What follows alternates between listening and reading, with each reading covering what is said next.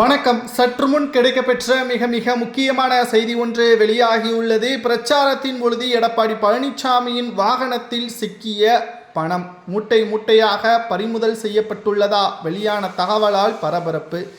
அனைத்திந்திய அண்ணா திராவிட முன்னேற்ற கழகத்தின் பொதுச் செயலாளர் எடப்பாடி பழனிசாமி அவர்கள் தனது வேட்பாளர்களையும் கூட்டணி கட்சியின் வேட்பாளர்களையும் வெற்றியடைய வைப்பதற்காக பிரச்சாரங்களை தொடர்ச்சியாக மேற்கொண்டு வருகிறார். பறக்கும் படை அதிகாரிகளது சோதனையில் தற்பொழுது திடீரென்று எடப்பாடி பழனிசாமி அவர்கள் வந்த வாகனத்தில் 3 சூட்கேஸ்கள் கைப்பற்றப்பட்டிருப்பதாகவும் அதில் எடப்பாடி பழனிசாமி அவர்கள் மாற்று துணியை வைத்திருந்ததாகவும் அவரது தரப்பினர் கூறினார்கள்.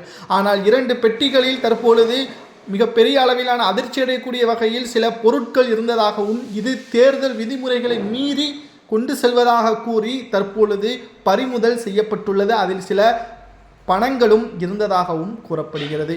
2026 சட்டசபை தேர்தலில் எடப்பாடி பழனிசாமி அவர்கள் மிகப்பெரிய அளவிலான மாற்றங்களை தமிழக அரசியலில் கொண்டு வர வேண்டும் என்பதற்காக திமுகவை வீழ்த்துவதற்காக பிரச்சாரங்களை கடந்த 2024ஆம் ஆண்டிலேயே தொடர்ச்சியாக நடத்தி வருகிறார். ஆனால் எந்த ஒரு பயனும் கிடையாது. காரணம், அதிமுகவில் உள்ள ஒவ்வொரு உண்மையான தொண்டர்களுக்கும் எடப்பாடி பழனிசாமி அவர்கள் செய்த துரோகம்தான் தற்பொழுது வரை அதிமுகவை ஒருங்கிணைக்க முடியாமல் எடப்பாடி வேட்பாளர்களை பணத்தை பெற்றுக்கொண்டு தகுதியில்லாத நபர்களை வேட்பாளராக அறிவித்து தற்பொழுது பிரச்சாரங்களையும் மேற்கொண்டு வருகிறார். பாஜகவிற்கு சுமார் 27 தொகுதிகளை கொடுத்துள்ளார். ஆனால் எந்த ஒரு பயனும் கிடையாது. காரணம், தமிழ்நாட்டில் பாஜகவிற்கு இருக்கக்கூடிய நிலைமை ஒரு காலத்தில் நோட்டாவுடன் போட்டி போட்டுக் கொண்டிருந்தது.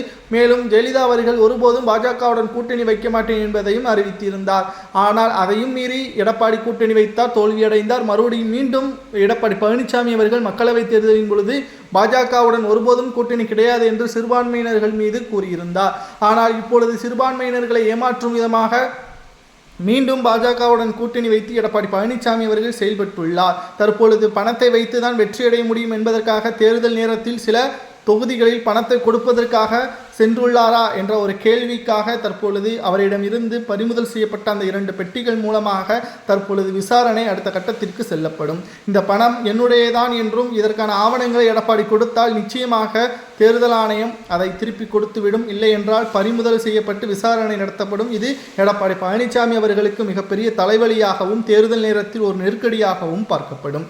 2026 சட்டசபை தேர்தல் அரசியல் களத்தில் மிக முக்கியமான தேர்தல். ஏனென்றால் இதுவரைக்கும் நடைபெற்ற தேர்தல்களில் திமுக அதிமுக என்ற போட்டி தான் நிலவியது. முதல் முறையாக 5 முனை போட்டி. நாம் ஏற்கனவே கூறியபடி அதிமுக தலைமையிலான என்டிஏ கூட்டணி, திமுக தலைமையிலான இந்தியா கூட்டணி, நாம் தமிழர் சீமான் அவர்கள் ஒட்டுமொத்தமாக தனி பெரும்பான்மையோடு நிரூபிக்க வேண்டும் என்று கூறி வருகிறார். மறுபக்கம் விஜய், சசிகலா அவர்கள்.